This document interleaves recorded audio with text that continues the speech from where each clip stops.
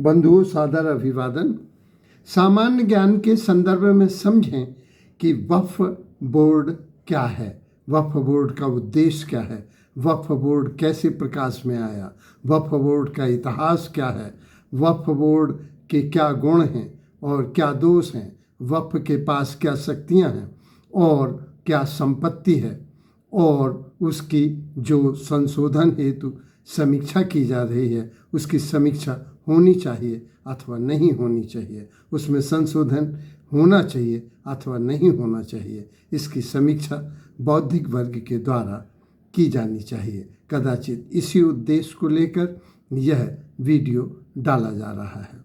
सबसे पहले जानें कि ये वक्फ शब्द आया कहाँ से। वस्तुतः यह अरबी भाषा का शब्द है। अरबी भाषा में बखुवा शब्द है जिसका अर्थ है बांधना, रोकना अथवा पकड़ने से है, अर्थात ऐसी संपत्ति जो अल्लाह के लिए पकड़ी जाए, उसके मुनाफे से लोगों की मदद की जाए। कुरान शरीफ में तो ये शब्द नहीं आया है, किंतु एक हदीस में सरकार ने, मोहम्मद साहब ने ये कहा था कि लोगों वक्फ अपनी संपत्ति वक्फ करें अर्थात दान करें, जिसके मुनाफे से मुफलिसों को, यतीमों को, गुर्बत से गुजरने वाले लोगों को, यतीमों को अर्थात गरीब लोगों, मुस्लिम गरीब समुदाय की मदद हो सके, ज़रूरतमंदों को इसका फ़ायदा मिल सके। तो इस तरह से यह इसका जन्म हुआ। भारतवर्ष में यह इस्लाम के आते ही सबसे पहले यहाँ फिरोज शाह तुगलक के पीरियड में इसका मिलता है, जिसके वक्फ की संपत्ति से, उसके मुनाफे से दवाखाना बनाए गए, माने दवाएं बांटने का स्थान बनाया गया, सफ़ा खाना बनाए गए जिसमें दवाएं भी थीं और डॉक्टर भी थे, और मदरसे खोले गए। इस तरह से फिरोज शाह के समय में वक्फ की संपत्ति के से हुए मुनाफे से ये 3 काम हुए जो परोपकार के हित में थे। इसके बाद शेर शाह सूरी का पीरियड आया। ये सल्तनत काल था जो 1351 से 88 के बीच रहा। इसी पीरियड में शेर शाह सूरी आए और उस समय इससे बड़ी मात्रा में मस्जिदें बनाई गईं और उससे भी ज़्यादा मुसाफिर खाने बनाए गए। शेर शाह सूरी के पीरियड में लगभग 1700 मुसाफिर खाने बनाए गए, माने सराय बनाई गई। इसके बाद जलालुद्दीन आए। जलालुद्दीन ने मस्जिदें बनवाईं और शाही महल भी बनवाए। ये एक प्रश्न चिन्ह उठता है कि ये जो मुग़ल आए थे या जो सल्तनत काल के पहले मुग़ल आए थे, ये सब आक्रमणकारी थे और बहुत थोड़े थे। इनके पास इतनी ज़मीनें कहाँ से आईं? ये बिल्कुल वाजिब है कि ये ज़मीनें हिंदुओं से, जैनों से, बुद्धों से प्राप्त की गईं, और इनका ये कहना है कि जो मुसलमानों ने ज़मीन दान की उसके लिए मुसलमानों के गरीबों के लिए ये हितार्थ खोदा जा रहा है। वस्तुतः ये ज़बरदस्ती ही उनसे, चूँकि इस पीरियड में ये बहुत प्रभावी हो गए थे, तो वफ़नामा इनसे ज़बरदस्ती लिखाया गया होगा, ऐसा मुमकिन है।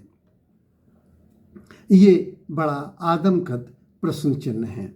फिर मुग़ल काल आया। मुग़ल काल में तो इनका मानना था कि सारी संपत्ति ही बादशाहों की है, और ये तो उसका स्वर्णिम काल था, और चूँकि ये मुसलमानों ने दान की है इसलिए इसी समुदाय के लोगों के हित में, परोपकार में ये खर्च होगी। और ये उस समय तो सब कुछ उन्हीं का था, इसलिए इसका इतिहास क्या था। और ये मुग़ल काल 1526 से और 1707 तक, इसमें तो अंग्रेज़ों के, औरंगजेब के समय में इसमें हद हो गई जब मंदिर बड़ी मात्रा में तोड़े गए। इसके बाद अंग्रेज़ों का जमाना आया जिसमें सबसे पहले एक कानून आया, चूँकि इन्होंने अपनी दलील रखी कि यह संपत्ति मुसलमानों की है, मुसलमानों ने ज़मीनें दी हैं, तो इसलिए इसी समुदाय के हित में इसे खर्च होगा। तो 1810 में वक्फ कानून सबसे पहले प्रकाश में आया, जिसका अध्यक्ष काजी शहर काजी हुआ करता था। 1817 में यह अंग्रेज़ों ने इसमें संशोधन किया और रेवेन्यू ऑफिसर के अधीन यह सब होगा। 1863 में इन्होंने कहा कि ये जो संपत्ति का मुनाफा है ये मजहबी यानी धार्मिक कार्यों के अलावा चैरिटेबल ट्रस्ट यानी परोपकार की भावना में भी खर्च होगा। इसी तरह से फिर 1873 में इन्होंने जो कंपलसरी कर दिया था उसमें कहा कि संतानों के हक के बाद जो वसीयत करना चाहें वो अल्लाह को कर सकते हैं। इसमें मोहम्मद साहब ने एक लगाया था कि जो अपनी संपत्ति अथवा ज़मीनें दान करते हैं वह न किसी की वसीयत हो सकती है न उसका नामांतरण हो सकता है, वह अल्लाह के नाम पर ही सदैव रहेगा। जबकि कुरान शरीफ में आया है कि ज़मीन आसमान उसी का है, तो उसी का है, उसी के अंश को दिया जा रहा था।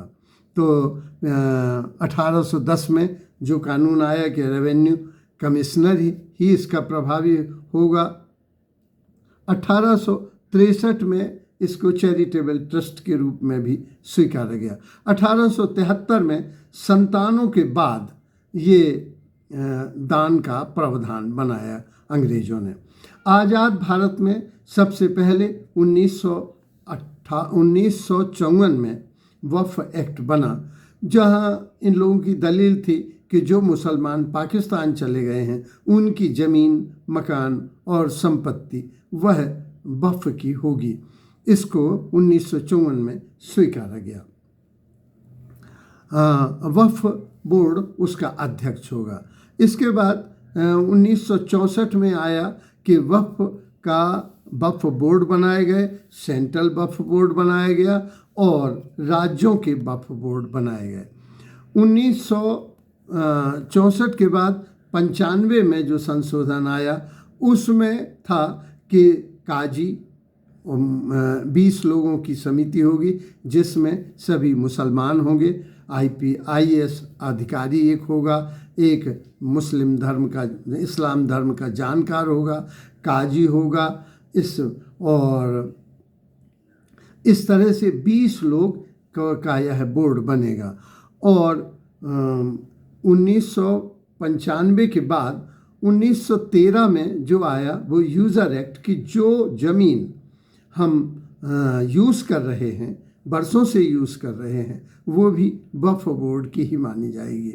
इस तरह से ये पाया गया कि सर्वेयर जिस संपत्ति को मानता है, सोचता है, अगर उसके पास कागज़ हैं तो और कागज़ नहीं हैं तो भी वो गजट नोटिफिकेशन में दे सकता है कि ये वक्फ की संपत्ति है और उसको नोटिस भी नहीं दिया जाएगा। उसे 25-30 साल बाद पता चलेगा कि ये वक्फ की संपत्ति है। और ऐसा होने पर धारा 3 के अंतर्गत इसमें साफ साफ लिखा है कि जो अगर सर्वेयर सोचता है, वक्फ बोर्ड सोचता है, यह समझता है, इंगित करता है, तो वह वक्फ की ही संपत्ति मानी जाएगी। कल्पना भी करता है तो भी वक्फ की संपत्ति मानी जाएगी। और 2013 की धारा 40 में जो यूज़ करता है वह भी वक्फ की संपत्ति मानी। उदाहरण के लिए टीकमगढ़ महाविद्यालय के सामने एक ज़मीन है जिसमें कई सालों से मुशायरा होता है, तो वह वक्फ की ज़मीन ही मानी जाएगी। और इसमें यदि जिसके पास कागजात हैं, बहुत से लोग ऐसे हैं जो पीढ़ियों से अपनी ज़मीन का उपयोग कर रहे हैं, लेकिन उन बेचारों के पास, अनपढ़ लोगों, ग्रामीण लोगों के पास कागजात नहीं हैं। कागजात हैं तो वो दिखाइए। फिर इन्हीं का बोर्ड इन्हीं के पास आना है और इन्हीं की ट्रिब्यूनल अगर इससे संतुष्ट नहीं है वक्फ बोर्ड के निर्णय से तो इन्हीं की ट्रिब्यूनल में जाना है जिसमें जज इन्हीं के काजी होंगे। इस तरह से, और अगर यह संतुष्ट नहीं होने पर भी राज्य सरकारें और केंद्र सरकार अथवा डिस्ट्रिक्ट मजिस्ट्रेट अथवा हाई कोर्ट और सुप्रीम कोर्ट भी कुछ मदद नहीं कर सकेंगे। इस तरह 2013 में जो अधिकार दिए गए धारा 40 के अंतर्गत और धारा 3 के अंतर्गत जो 95 में दिए गए, इससे अनियंत्रित अधिकार, असीमित अधिकार प्राप्त हुए और उस प्राप्ति का परिणाम ये हुआ कि इनके पास आज अगर हम देखें तो कुल संपत्ति भारतवर्ष में यह संपत्ति 9.4 लाख एकड़ हो गई है और इनके पास जो ज़मीनें हैं 9.4 लाख एकड़ ज़मीन इनके पास है, इस बोर्ड के पास है और 1.2 के लगभग इनके पास संपत्ति है और 200 करोड़ इनको प्रति वर्ष आमदनी प्राप्त होती है। इस तरह से ये बहुत समृद्ध बोर्ड बन गया है। सेना के बाद और रेलवे के बाद दूसरी सबसे बड़ी संपत्ति इसी की है। इसीलिए ये वर्तमान में की सरकार चाहती है कि ये अनिवार्य जो सत्यापन है ये शासकीय नियमों के अंतर्गत किया जाए। अभी उनका ही सर्वेयर जो होता है काजी या इस्लाम धर्म का जानकार, उनका ही प्रतिनिधि सर्वेयर करता है और उसी को सत्य मान लिया जाता है। दूसरा, इन्होंने कहा कि नहीं, ये सरकारी मुलाजिम होना चाहिए। वस्तुतः ये सरकारी मुलाजिम हो गए हैं और तो वो चाहते हैं कि अनिवार्य सत्यापन हो। महिला प्रतिनिधि भी होना चाहिए। वर्तमान में महिलाओं का वर्चस्व बढ़ रहा है और जिला अधिकारी या कलेक्टर इसका प्रमुख हो। लेकिन अगर हम एक ही धर्म के चश्मे से देखेंगे तो हम कानी की तरह हैं या हम कुएं की मेढक की तरह हैं। हमें दूसरे धर्मों पर भी इस पर विचार करना चाहिए। गुरु नानक प्रबंध समिति 1921 भी स्थापित है, जिसमें गुरु नानक देव आई हॉस्पिटल बना हुआ है, खालसा कॉलेज भी दिल्ली में बना हुआ है, देवस्थानम बोर्ड मद्रास 1923 में बना हुआ, तिरुपति ट्रस्ट है, इनके पास भी ज़मीनें हैं। वस्तुतः यह ट्रस्ट हैं, लेकिन ऐसे असीमित अनियंत्रित अधिकार इन ट्रस्टों के पास नहीं है। वक्फ ने भी खोला है एक हमदर्द दवाखाना दिल्ली में, तो लेकिन इनका मजहबी कार्यों में खर्च होता है, तो इससे मस्जिदों की देखरेख होती है, यतीमों को भी मदद मिलती है। उद्देश्य तो इसका अच्छा है, लेकिन वर्तमान में यह कुछ समुदाय के पास हो गई है। अभी 16 अगस्त के टाइम्स ऑफ इंडिया में ये आया हुआ, जहाँ 150 करोड़ की रिश्वत का ये वक्फ बोर्ड के अंतर्गत ये एक विवाद का विषय है। इस तरह से बहुत से गांव जो कर्नाटक राज्य में हैं, बहुत से राज्य तमिलनाडु में हैं, जो हिंदू बाहुल्य हैं, उन पर भी वक्फ ने अपनी संपत्ति घोषित कर दी है, क्योंकि वक्फ जिसे समझता है, जानता है या इंगित करता है या सोचता है, इस तरह से वो वक्फ की संपत्ति हो जाती है। उसे प्रूफ करने की ज़रूरत नहीं है। प्रूफ वो व्यक्ति करता है जिसको ऑब्जेक्शन है। अगर वह इसको नहीं कर पाता तो ये वक्फ की संपत्ति हो जाती है। और अगर यह इन्हीं के ट्रिब्यूनल में जाता है और हार जाता है तो उसकी कोई सुनवाई होने की भी कोई अधिकार नहीं है।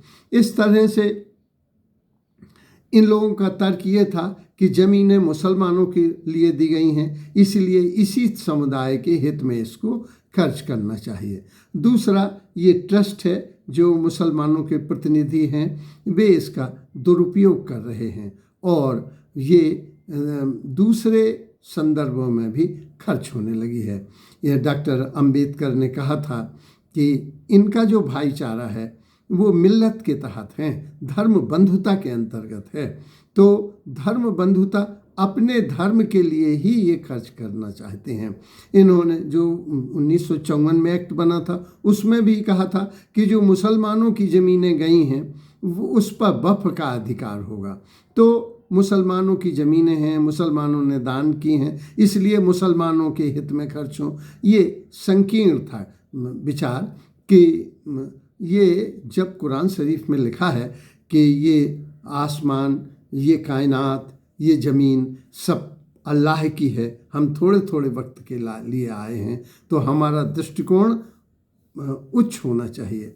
हम ये क्या कहें कि पूरब के मुसलमान सुखी हों और पश्चिम के मुसलमान सुखी हों। हम ये क्यों ना कहें कि पूरब के मानव समुदाय सुखी हों, पश्चिम के मानव समुदाय शुरू। डॉक्टर अंबेडकर ने कहा था कि इनकी भाईचारा आपस धर्म बंधुता के अंतर्गत है, ये कोई हिंदुओं का नहीं है।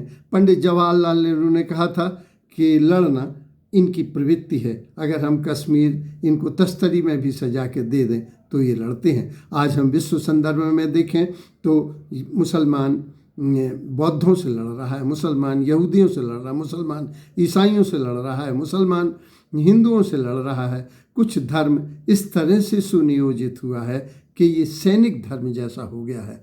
अगर मुसलमान ही मुसलमान है तो शिया और सुन्नी, इनके वक्फ भी अलग अलग बने हैं, शिया वक्फ बोर्ड और सुन्नी वक्फ बोर्ड, इनके 72 फिरके हैं, तो ये आपस में विवाद होता है। इस तरह से हमें समझ इसमें क्योंकि किसी भी संस्था को जब अनियमित अधिकार दिए जाते हैं तो वह करप्ट हो जाती है, और करप्शन का सीधा प्रमाण टाइम्स ऑफ इंडिया में साफ साफ दिया गया है, जिसे पढ़ा जा सकता है। धन्यवाद।